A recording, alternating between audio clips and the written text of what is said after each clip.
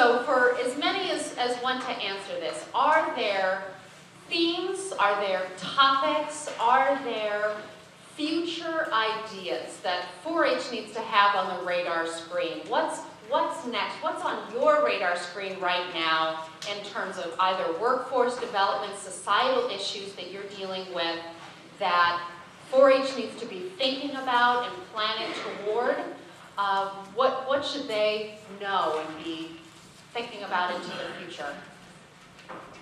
I've stumped my panel. I was hoping I would go the whole time without doing that. I'm going to say a couple of things. One is a very present issue right now, which Don has actually spoken about, is the high school dropout issue. And related to that is the idea of students' engagement with the sense of hope in the future. And that also relates to that question of the underserved youth. How can you, one of the things we're struggling with in the foundation right now is how can we get science to people who aren't interested in science? So how can you change someone from someone who's not interested to someone who thinks this might be kind of cool? I think that's a real opportunity to think about. I'd like to pick up on that.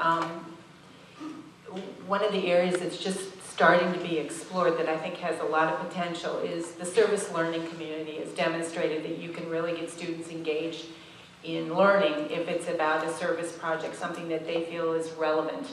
And so we're exploring in different arenas, how do you blend service learning and STEM education? So for example, rather than just getting kids interested in raising money for water projects in Africa, how about teaching them the science behind and the technology behind the issue at the same time? So I don't know how much emphasis you place on service learning in 4-H, but I suspect there's a significant amount.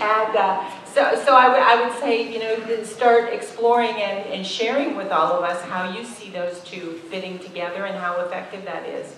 Because we know that particularly girls are really interested in more humanitarian kinds of causes, and that if you can get them interested in seeing how engineering solves world problems, you're probably going to get them more focused on those kinds of courses.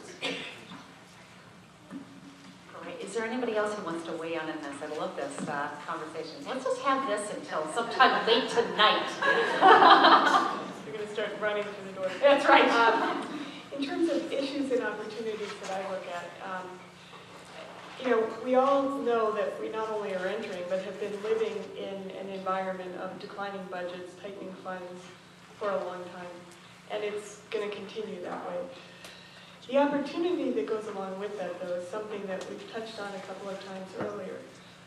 There are a number of things that have been tried, some of which haven't worked out very well, but some of which have, that are kind of out there for the taking, out there for partnering. And so I think the enormous opportunity that you have is to figure out how do you partner with some of your peer organizations so that you can get bang for the buck. And together, between the two of you, you can supply different parts in a very cost-effective way.